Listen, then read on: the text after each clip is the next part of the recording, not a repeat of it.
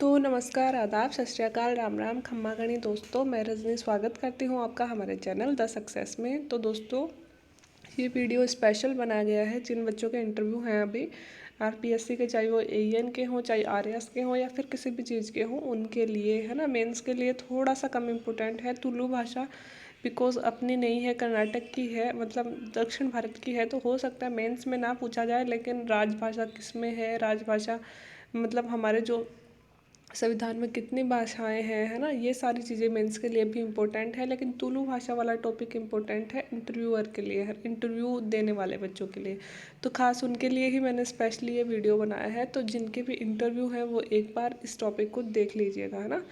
तो भारतीय संविधान के भाग, ये देखिए, 17 में अनुच्छेद 343 से 351 तक राजभाषा से संबंधित है। हमारे संविधान के कौन से भाग में सबसे पहले राजभाषाएं दी गई हैं? तो हमारे संविधान का भाग है 17 और अनुच्छेद है दोस्तों 343 से 351, है ना। ये सारी चीज़ें मेंस और प्री दोनों के लिए इम्पोर्टेंट है कि कौन से भाग में क्या क्या भाषाएं दी गई हैं।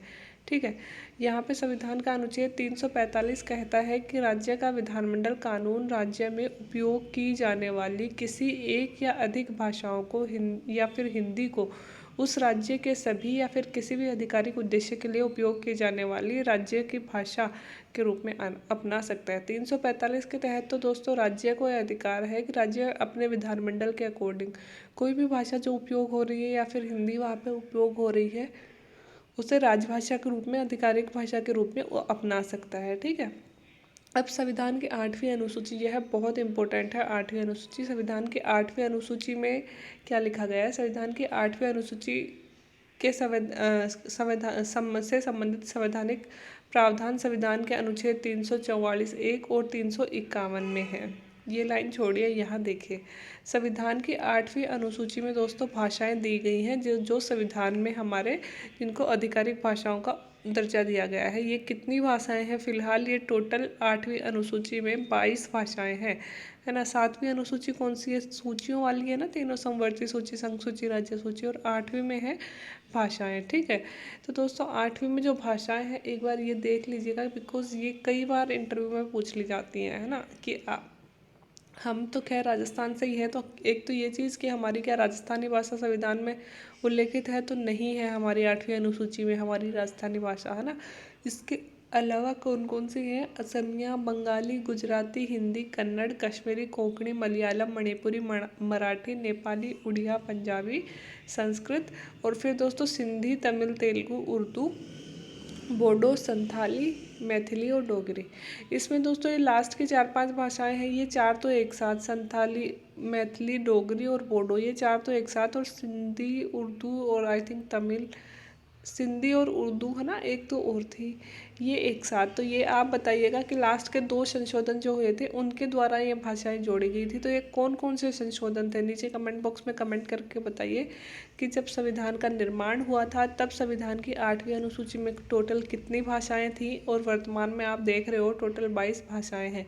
तो जो संविधान के जब प्रारंभ हुआ था तब जितनी भाषाएं थी उसके अलावा 2 संशोधन हुए हैं संविधान के 8वीं अनुसूची में, और उसके तहत कौन कौन सी भाषाएं जोड़ी गई है, ये आपका क्वेश्चन है। अभी अगर याद है तो लिख दीजिएगा, नहीं याद है तो आपके पास कॉपी किताब जो भी है वहाँ पे देख के कमेंट बॉक्स में टाइप कीजिएगा, क्योंकि फिर आप भूलोगे नहीं। ठीक है।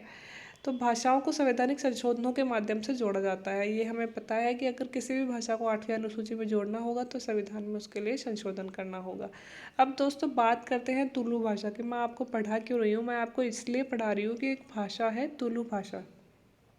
इसके लिए सोशल मीडिया पे कैंपेन चल रहा है और लाखों लोगों ने उसको सपोर्ट किया है कि इसे संवैधानिक भाषा का दर्जा दिया जाए। तो जो भी करंट अफेयर्स में न्यूज़ होती है वो इंटरव्यू में हमसे पूछ ली जाती है, और आज से आरएएस के इंटरव्यू स्टार्ट हो रहे हैं और वही क्रम रहेगा। एएन वालों के भी ऐसे ही क्वेश्चन आएंगे जो अभी चर्चा में है, या फिर आगे कोई नया मुद्दा आ जाएगा, है ना। ऐसे ही क्वेश्चन तो हमारे लिए जानना जरूरी है कि देखो, तुलु भाषा को आधिकारिक भाषा दिलवाने के लिए आंदोलन चल रहा है। तो एक तो ये कि कौन सी भाषा के लिए चल रहा है, तुलु भाषा के बारे में तो पूरा पढ़ेंगे ही, उसके साथ ही कि भाई भाषा कहाँ रखी गई है संविधान में, है ना, फिर कैसे उसको जोड़ा जाता है, ये सारी चीज़ें हम यहाँ पे देख लेते हैं। क्योंकि मुझे लगा कि अगर बच्चों से पूछ ली गई तो अभी तक हमने तो डिस्कस नहीं किया था, हो सकता है आप लोगों ने अन्य किसी सोर्स से पढ़ ली हो, बट अभी तक मैंने डिस्कस नहीं किया था मेरे चैनल पे, तो मेरी जिम्मेदारी बनती है। क्योंकि बहुत सारे बच्चे बोलते रहते हैं कि मैडम हम आपके चैनल से इंटरव्यू की तैयारी कर रहे हैं, तो मुझे लगता है कि बतानी चाहिए। और हाँ, योजनाओं वाला सेकंड पार्ट दोस्तों कल सुबह आपको मिल जाएगा। मैं चाह रही थी उसे 2-3 पार्ट में लाने के लिए, बट आप लोगों ने कहा कि मैडम पूरा ही चाहिए, किसी एक जने का इंटरव्यू था, मैडम पूरा चाहिए, बाद में तो इंटरव्यू हो जाएंगे। तो मुझे बिल्कुल सही लगी बात कि मैं मतलब रेस्पॉन्स का वेट नहीं कर सकती। जिन बच्चों के इंटरव्यू हैं उनके लिए अभी इम्पोर्टेंट है, तो कल सुबह आपको वो पूरा पार्ट मिल जाएगा 6 बजे, ठीक है। तो दोस्तों मुख्य रूप से कर्नाटक और केरल इलाके में तुलु भाषी लोगों ने सरकार को इसे आधिकारिक भाषा का दर्जा देने के लिए संविधान की 8वीं अनुसूची में शामिल करने का उपयोग किया है, अनुरोध किया है। तो भाषा कहाँ की है? कर्नाटक और केरल की है। वो लोग डिमांड कर रहे हैं कि इसे 8वीं अनुसूची में शामिल किया जाए। और वर्ष 2020 की जो नई एजुकेशन पॉलिसी आई थी दोस्तों, उसमें भी तुलु भाषा को शामिल करने की मांग उठी थी। उसमें भी वो भाषाएं हैं जो संविधान में उल्लेखित है, तुलु नहीं थी, है ना, तो उसमें भी बोली गई थी। तुलु भाषा की अगर बात करें तो तुलु एक द्रविड़ भाषा है जिसे बोलने और समझने वाले लोग मुख्यतः कर्नाटक के 2 तटीय जिलों में और केरल के कासरागोड जिलों में रहते हैं। तो कहाँ रहते हैं तुलु भाषा? अगर ज़्यादा डिटेल में हमको बतानी हो तो सर कर्नाटक के 2 तटीय जिलों में और केरल के कासरागोड जिलों में। और अगर नॉर्मली आती है तो आप इतना भी बोल सकते हो सर दक्षिणी भारत की द्रविड़ भाषा है जो जो केरल और तमिलनाडु सॉरी कर्नाटक के कुछ जिलों में बोली जाती है। बस इतना सा बता दोगे वो फिर काफ़ी होगा। हमें हर चीज़ की डीप में जानकारी की ज़रूरत नहीं है। डीप में जानकारी तो बड़ी न्यूज़ चल रही है उनकी होनी चाहिए, लेकिन अगर कोई न्यूज़ चल रही है तो उसकी बेसिक जानकारी हमें होनी चाहिए, ठीक है। वो इतना ही हमसे एक्सपेक्ट करते हैं। तो दक्षिणी भारत के केरल और कर्नाटक राज्यों में तुलु बाहुल्य क्षेत्र को तुलुनाडु के नाम से जाना जाता है। दोस्तों जहाँ यहाँ तुलु भाषा बोली जाती है उसे तुलुनाडु कहते हैं। और तुलुनाडु को अलग राज्य का दर्जा देने की मांग भी की जा रही है। तो न केवल भाषा को अलग बल्कि तुलुनाडु को भी अलग राज्य के दर्जा देने की मांग की जा रही है। अगर 2011 की जनगणना के अनुसार देखें तो तुलु भाषी स्थानीय लोगों की संख्या, तुलु भाषा बोलने वालों की संख्या कितनी है वहाँ पे? 18,46,427। तो काफ़ी संख्या में तुलु भाषी वहाँ पे रहते हैं। अगर तुलु में सबसे पुराने शब्द उपलब्ध शिलालेख की बात करें तो 14वीं और 15वीं शताब्दी ईस्वी के शिलालेख तुलु भाषा से मतलब पुरानी भाषा भी तुलु भाषा है। तुलु में लोकगीत भी पाए जाते हैं जैसे कि पदना और पारंपरिक लोक रंगमंच जैसे कि यक्षगान के समृद्ध मौखिक साहित्य परंपरा भी है। मतलब दोस्तों बहुत पुरानी भाषा, और जो भाषाएं पुरानी होती है ना ज़्यादातर उन्हें ही मतलब इन भाषाओं का दर्जा दिया गया है। जैसे कि साउथ इंडिया की कितनी सारी भाषाओं को हमारे यहाँ पे रखा गया है संविधान में, है ना, क्योंकि वो बहुत पुरानी थी, उनके रिकॉर्ड बहुत थे, है ना, इसीलिए। और तुलु में सिनेमा की भी सक्रिय परंपरा है जिसमें प्रतिवर्ष 5 से 7 फिल्में तुलु भाषा में बनती हैं। प्रतिवर्ष 5-7 फिल्में भी बनती है, तो अच्छी खासी अप्रोच है। तो दोस्तों इतना डिटेल में भी नहीं जाओ, तो हमें बस ये पता होना चाहिए तुलु कहाँ की भाषा है, कहाँ बोली जाती है, और तुलु नाम से, तुलुनाड नाम से एक अलग डिस्ट्रिक्ट की भी मांग की जा रही है ना, मतलब राज्य की भी मांग की जा रही है। छोटी छोटी चीज़ें, आप ये पदना वगैरह इतना डिटेल में हमसे नहीं पूछेंगे, ये तो फिर आईएएस के लिए हो जाता है, क्योंकि आईएएस में ये सब चीज़ें पूछी जाती है, इतना आरपीएससी में नहीं पूछेंगे। बट ये थोड़ा सा सब्जेक्ट चर्चा में था, इंडियन एक्सप्रेस में आया था इसके बारे में, तो मैंने यहाँ पे ले लिया आपको बताने के लिए। अब दोस्तों क्यों साहित्य 8वीं अनुसूची में डालने की बात की जाती है, इसके लाभ क्या होते हैं आखिर? तो दोस्तों साहित्य अकादमी से मान्यता मिल जाती है। एक तो 8वीं अनुसूचित सूची में जो भाषाएं होती हैं उन्हें साहित्य अकादमी से मान्यता मिल जाएगी। फिर अगर इस भाषा में भी कोई मतलब बड़ा उपन्यास वगैरह या बुक वगैरह लिखी जाएगी अच्छी, तो उसे साहित्य अकादमी अवार्ड भी मिल सकता है।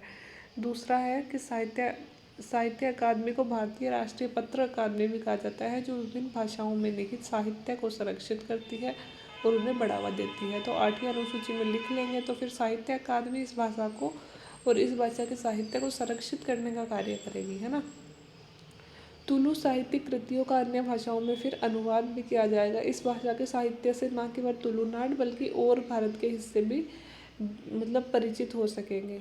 संसद सदस्य और विधानसभा के सदस्य क्रमशः संसद और राज्य विधानसभाओं में तुलु बोल सकते हैं। जिस भाषा को दोस्तों संविधान में दर्जा प्राप्त है वो अपनी भाषा में संसद और राज्य विधानसभाओं में बात कर सकते हैं, है ना। तो जैसे कि बोडो को है ना, तो बोडो भाषा बोल सकते हैं संस्कृत में। अगर वो बोडो बोल रहे संसद में अगर वो बोडो बोल रहे हैं तो उनको मनाही नहीं होगी। क्यों? क्योंकि उसे संविधान की 8वीं अनुसूची में दर्जा प्राप्त है। सिविल सेवा परीक्षा जैसे अखिल भारतीय प्रतियोगी परीक्षाओं में भी तुलु परीक्षा का विकल्प मिल जाता है। मतलब आईएएस की एग्ज़ाम हम तुलु भाषा में भी दे सकते हैं। जो भी 8वीं अनुसूची में जो भी भाषा उल्लेखित है उस भाषा में हम आईएएस का एग्ज़ाम दे सकते हैं। केंद्र सरकार की ओर से भी विशेष फंड दिया जाता है दोस्तों। इसको संरक्षित करने के लिए, आगे बढ़ाने के लिए सरकार भी फंड देती है। और प्राथमिक और हाई स्कूल में भी तुलु भाषा में अध्यापन करवाया जा सकता है। तो ये क्वेश्चन ज़रूर पूछा जा सकता है दोस्तों कि साहित्य मतलब क्या 8वीं अनुसूची में लाने के पश्चात लाभ क्या होते हैं। हमारी राजस्थानी को भी कई बार 8वीं अनुसूची में लाने की डिमांड की जाती है, बट 8वीं अनुसूची में राजस्थानी नहीं आई है अभी तक। तो ये भी पूछा जाता है क्या हमारी राजस्थानी भाषा है 8वीं अनुसूची में, तो हम कहेंगे नहीं है। तो आप बोलोगे अच्छा ऐसा क्या रीज़न है कि हमारी राजस्थानी भाषा को 8वीं अनुसूची में नहीं लाया गया अभी तक। तो एक तो दोस्तों हमारी तरफ से कोई सॉलिड डिमांड नहीं हुई अभी तक ऐसी कि हमारी भाषा को एक तो 8वीं अनुसूची में शामिल किया जाए, ऐसा कोई बड़ा आंदोलन हुआ नहीं। दूसरा, राजस्थानी भाषा कोई एक सेम भाषा नहीं है। हम खुद देखते हैं राजस्थानी के 8-10 रूप है। कहीं ढूंढाड़ी बोली जाती है तो कहीं मालवी बोली जाती है ना। तो हम देखते हैं कि कहीं मेवाड़ी बोली जाती है, कहीं मारवाड़ी बोली जाती है। सबके अलग अलग मतलब लहजा आ जाता है, बोली अलग हो जाती है। तो राजस्थानी भाषा में खुद में जगह जगह इतने सारे चेंजेस आते हैं, इसलिए राजस्थानी भाषा एक जैसी भाषा नहीं है, खुद बदल जाती है। हरियाणा साइड में जाते हैं तो हरियाणा